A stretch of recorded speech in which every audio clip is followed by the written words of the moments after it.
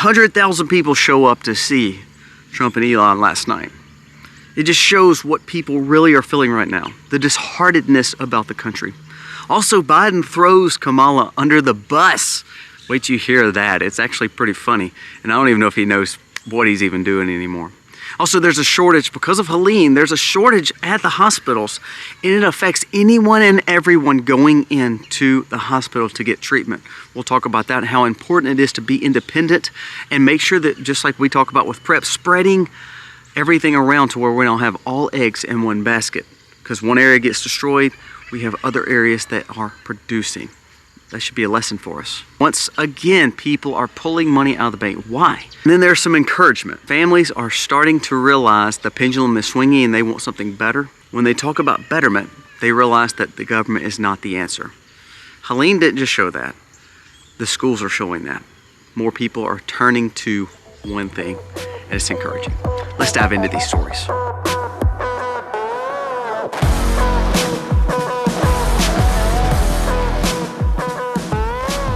Hey guys, welcome to the Max. Thank you so very much for being here today on this beautiful, beautiful Sunday. I hope that you are taking your family to church. I think that if anything, we need to be grounded in something. It needs to be grounded in faith because we live in a tumultuous time in our world where the Middle East is falling to pieces, the Eastern European bloc is falling to pieces, our dollars and our financial problems are happening, and we're in election for the future of America. There's a lot going on, and so if you're grounded in faith and being in church, it does tend to make it a little bit easier. Now let's talk about the stories of the day. If you are new to the channel, go down here, press subscribe, ring the bell, so that way you can always be up to date with what goes on. Now first, let's talk about the rally last night. 100,000, at least 100,000 people show up in Pennsylvania. I love that Trump said, I want to stand the exact spot and talk about the exact points that I was doing the time I was shot. This is what true Americanism looks like. I heard Al Sharpton say the other day that Thomas Jefferson would have never overthrown his government. He would have never pushed back from his government. I laugh because that's exactly what he did. And what we're seeing now is we're seeing a pendulum swing to where everybody's wanting to get away from this terrible system that we've put ourselves in. An establishment system that is pretty much grounded in their own selfishness and narcissism, where people in America are not getting taken care of. I mean, you look at the storm. I mean, FEMA is giving money all over the world, but can't seem to give money to North Carolinians. Also, the fact that true American people are stepping up and helping. My wife has a van load of stuff that's fixing to be taken to a location of a drop-off point. Our community, who's nowhere near North Carolina, is giving and bringing things and piling it up so it can be taken. Here's the encouraging thing. People are getting sick and tired of looking to government to solve all the problems because they realize it's not happening. And so people with hard-earned money, when money is tight, inflation's bad, the grocery prices are going up, they're still buying groceries to turn around and bring to give to people in need.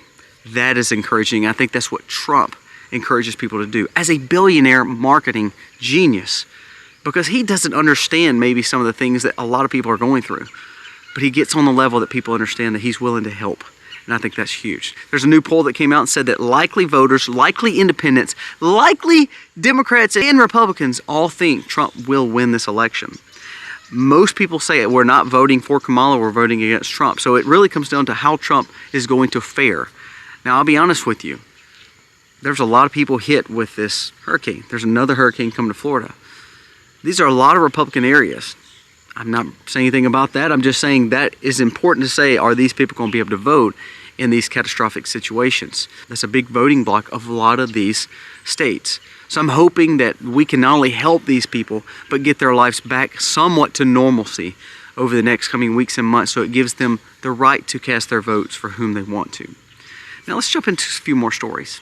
Biden gets up, hasn't done a presser with the press corps at the White House, and I don't think ever, really. And he comes out and says this, where Kamala is trying to distance herself from Biden. Honestly, listen, Kamala has come and said, and every Democratic person, even Mark Cuban, people like that, all her talking heads have come out and said, well, this was Biden's administration. She was just serving under what Biden wanted. A lot of these policies are not Kamala's. Well, we kind of debunked that because Kamala, remember, basically took his whole agenda and platform and just put her name on it. But Biden came out, and I don't know if he was supposed to, but he said, everything that I signed, everything that I did, Everything that I passed, she was right there beside me, knowing what we were doing and wanting to do it with me. She embraces my policy. So he's coming out and actually saying she's basically me. And I think that that's what the Dems and Kamala was trying to distance themselves from. I think that's hilarious. And then on top of that, she's dealing with that. She has a husband who is supposedly the best thing to masculinity has ever happened.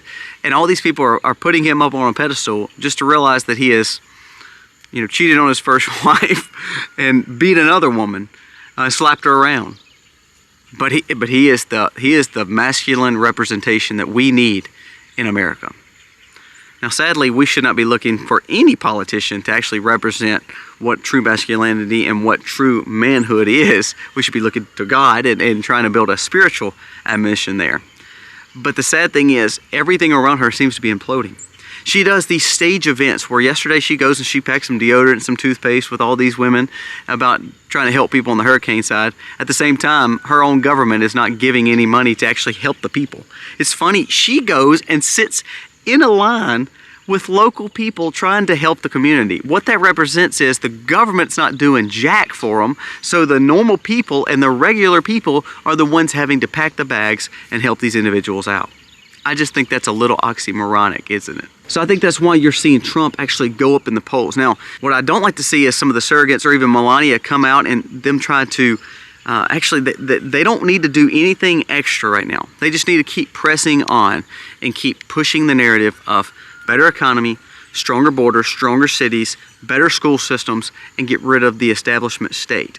That's the things they need to work on. They don't need to work against each other. Republicans are good at actually hurting themselves. And I think Melania speaking last week about the abortion thing, I didn't think that worked. I actually think that hurt. And to be honest with you, as someone who believes completely that it should be abolished, it didn't help the core conservative movement. So I think sometimes less said is actually better. And I hope that Trump will take advice to say, you know what, let's just keep pushing on these things that everybody that actually supports. Better schools, better economy, better cities, less inflation, let our money go further and get out of these wars. When you start talking about those kind of things, that brings people together. Now let's jump into a few more things. A bank warning again, where outflows from the bank, people are not having money kept in banks. First of all, people don't really trust the bank and know exactly where their money is at all times. Secondly, people just don't have the money anymore. They don't have the money anymore. They're trying to look for avenues to put their money into to hopefully grow past this inflation.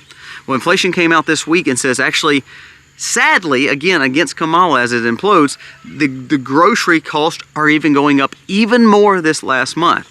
They were saying 1 to 2%, and you're like, oh, well, 1 to 2% is not a lot.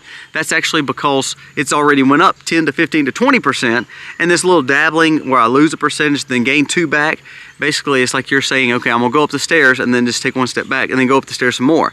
That 1 step back didn't matter anymore because you still kept climbing up the stairs. So they said groceries, gas, meat, cereals, sugar, grains have all went up this last month, September. As you go into the last quarter of the year, Christmas time, holiday times, times where people travel a lot, guess what happens? Your groceries, your gas are all going up. Now that's what they're trying to hide because you're coming up on election, and the fact that your gas, your groceries, the fact that you're not safe anymore, and the fact that we have a leadership that's not even helping the people in our own country, it's helping everyone else, actually looks bad on this administration. Even though this is bad news, this could actually benefit the movement of pendulum swinging. And that brings me right to the next story. As I said in the start, people get so sick and tired of relying on government. So therefore what they do is they say, we're going to take it in their own hands. And so therefore they start giving supplies to North Carolina. Great, that's amazing. I love to see that. I love to see this, that people are saying, okay, I'm going to hold on to my own money or learn to do things with it that I can do that can help benefit my family, because we see that Social Security is failing, we see that the banks are not giving us much interest, and we see that inflation is eating us alive. So people are taking initiative. Now, another point where people are taking initiative I love to see. There was a new report came out from Zero Hedge. It says homeschooling numbers continue to climb after 2020. People are realizing that the school system is broken and that they would rather be home with their children. Isn't it amazing when we naturally go back to what we're supposed to do, when we naturally see that pendulum swing where we're supposed to take self-sufficiency, independence, take over our own problems and learn to try to get solutions to them, and we start going back to the ways that people did it years ago, we actually are enjoying it more. People brought their kids home from school because of the sickness. What it did was it made people realize, wow, I love being home with my kids. I love teaching them. I love being able to see what they can do. I love raising my children. That is key. Now, we've raised our kids homeschooling for now. My oldest is a junior, senior, and so therefore, it's been a game changer. We're done with school way before the public school system. I don't have to worry about the indoctrination. I went to a grocery store yesterday to pick up something for my job, and there was a school bus dropping off for kids to use the restroom. I think they were going to some kind of football, it looked like, in some kind of band situation. And the mouths on these kids, the filth that was coming out of their mouth, what they were listening to, the fact that they had no leadership with them as they were walking into these grocery stores, the fact of what they had and the way they were acting. I don't want my kids acting like that. Now, is that to down them? No, that's because they have no leadership. And it goes back to the homes. It says homeschooling numbers has went up just about in every state. It is up 90% from the last year. Each year it's growing and increasing, and this year alone has been the biggest amount of people homeschooling in the past future of where they were counting these numbers of the Department of Education. It says the biggest takeaway is new homeschool growth is what people are wanting to do when it comes to raising their families. They realize the accuracy of them teaching their children may be better than anyone else. Now, that's what I've always told you. Who loves your children more than you? Who will give up the world for their children? Who would do anything and everything to sacrifice for your children? You for your children and me for my children. Now, I'm nothing against educators or the school system. There could be some great teachers out there, but they don't love your kids like you love your kids. Make the sacrifices and bring your kids home. Just like I tell you all the time, sustainability, like people coming together and giving supplies to North Carolina. They said, you know what, government can't do it right. We see the stories, so therefore, if government can't do it, us as the individuals need to. Same way with our children. We need to see that pendulum swing to where we're not relying on government to provide everything, and that we're relying back on ourselves and being sufficient and independent and making sure that we are helping other people. It said that one redneck is better than 100 PhDs, Tim Kennedy said in an article. And what he was saying was, when people stick together and people that are my neighbors understand community, they're going to do more for you than anyone in the government ever will. Because just like they had an article where the DHS Mayorkas, which is a complete and utter joke and has had problems with the border and now with FEMA, he's shopping at a high-end boutique yesterday, buying his high-end clothes, and there's nothing wrong with that, other than the fact that they said he was working around the clock to support the people of North Carolina. And he's shopping and having a good time. He's not worried about you, but your neighbor's worried about you. So that's the key to true Americanism. And I think that's what's amazing. Trump said last night, he said, I could literally be in Monte Carlo, but instead I'm in Pennsylvania. What he meant by that was, look, I'm a billionaire. I could be the same as all these other elitists, and I could go do what I want to do and not care about anybody. But I'm here because I care about you. Elon Musk, the richest billionaire who literally is sending people to space and bringing them back safely when the government can't. And he is there in Pennsylvania too to support movement of American freedom. I think that speaks volumes because it shows a selflessness, especially when we see our leadership being more selfish when it comes to their ways in looking at, well, let's give to, Lebanon. Let's give to Ukraine. There's not enough money for North Carolina people. We'll give them some toilet paper and they'll be okay. We'll support them, but then we'll set curfews to where people can't go in and help them at different times. We need these Department of Education because we're teaching our kids how to be good kids. Are you really? Because that school bus I saw yesterday in my local town represented the worst of us. Not because anything of where they come from. I could care less where they were from. They were from some part of Mississippi, Louisiana, Alabama, because they were just traveling through. The thing is, the fact that they had no leadership, and you could tell the difference in those kids because their parents were sending them to an educational system to where they were going to be broken and not taught the right way.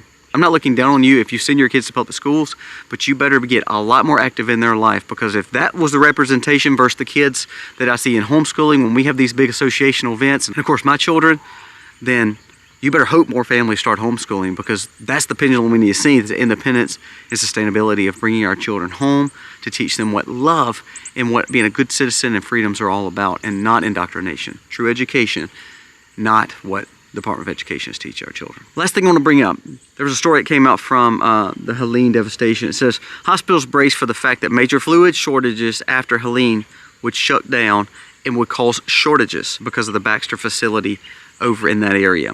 Now, I've told you before, 95% of our medicines come from overseas. Then we have some things that we produce here. Just like when we prep, I don't want to keep all my eggs in one basket. I don't want to keep all my funds in one place. I don't want to keep all my foods in one place. I don't want to keep all my whatever in one place. I think we should learn that on the grand scheme too. Why are we not being more independent with our medicines? Why are we not making sure that we're covering ourselves, and as a government, making sure we have all the things that we need? One thing we learned in 2020 is we didn't have a lot of stuff, and Trump had to buy a whole lot more stuff and put in this major push to get stuff brought here. Why don't we learn from that and say independently America should be providing a lot of their medicines and prescriptions and all that anyways? Well, in this case, we are providing this, but we're only providing it in one major facility. Now there's more, but they said this one facility, because it got damaged and because of the situation, that the fluid, all the fluid that you see on those poles on every person's bag, basically, every person's room, especially if they're very sick, that fluid bag, they were saying that this will cause a 40% shortage until they're able to get that factory up and running again. What if we had that same factory 10 different places in America? You know, the shortage of medicine they were talking about, if all of a sudden this strike went through more, why don't we have 20 or 30 different factories all across America producing the things that we need for medicines? That way we're not, relying on the ports. We're not relying on China or India. Wouldn't that be a game changer? So they're saying Baxter, the factory, by being down, is going to cause a 40% reduction in hospitals' care, and they're actually panicking a little bit and to say, you know what, if all of a sudden people get sick or they get put in the hospital and they need these fluids, are we going to be able to provide that IV fluid for them? Are we going to be able to provide the things that we need? Because that's a big part of everyone being in the hospital is to be hooked up to an IV, and all of a sudden the fluid's going to be down by 40%. I'm hoping that businessmen in America just like I said, take the independence and say, okay, the pendulum is swinging. Now we've got to figure out how we can make sure that we are providing that. I hope more entrepreneurs do this very thing. What bad times show us is that what comes out of that is creativeness, entrepreneurship, independent sustainability, and also a willingness to push through. So if we learn anything from hard times in the last 3 to 4 years, is we'd be stupid and foolish to vote for the same 3 or 4 year pass that we've had to keep on going for another 4 years. Come on, people. But what we should learn is to say, okay, we've endured a really bad 4 years of war, of situations where people don't have money, inflation, interest, grocery prices up, and the only thing that we need to do now is press forward and learn from it, gain wisdom, and do better. That's why, again, I say you got to vote for Trump. No matter if you like him or not. Tell me one reason you'd vote for Kamala when Biden just said she's going to follow the same trajectory that I had. It's writing on the wall. My goal is for us to always learn from these stories and always gain wisdom. Every one of these stories were showing that really government let us down and that we should rise up. When we rise up and we become more independent and we start seeking truth, then we're going to do better. With our children, with homeschooling, with the fact that we're taking care of our neighbors. And that's biblical, man. I mean, both of those stories are biblical. We're seeing that. We're seeing evil leadership in the situations where no one's actually helping Americans, but the Americans itself. We should learn to wake up from what we've been in, this slumber, to realize true foolishness in our vote if we keep on keeping the same plan and thinking it's going to get better. It's actually idiocy. What we should do is learn to be wise and see that 100,000 people last night went to a rally for a man who doesn't have to actually be there, who's willing to sacrifice to say, you know what, he's not perfect, by no means. He's not perfect. He's willing to help America be better. And I think that is huge. 2 ultra-billionaires standing on a stage when they didn't have to, sweating in Pennsylvania instead of being in some rich elite club somewhere across the world. Mayorkas, he's shopping. He's not worried about North Carolina. Kamala Harris realizes that her government's failed, so she's out there packing bags of soap and deodorant instead of actually doing something from the Situation Room or the office of the president or vice president to actually see things happen. It's amazing. Guys, let me know your thoughts on this story. Again, please make sure you take your family to church, you do some kind of Bible study with them, you start teaching your children, because times are not going to get easier, they're going to get tougher, and it's going to take people that are grounded in faith and grounded in common sense and wisdom to take on what's coming? Guys, let me know your thoughts. God bless. Be free.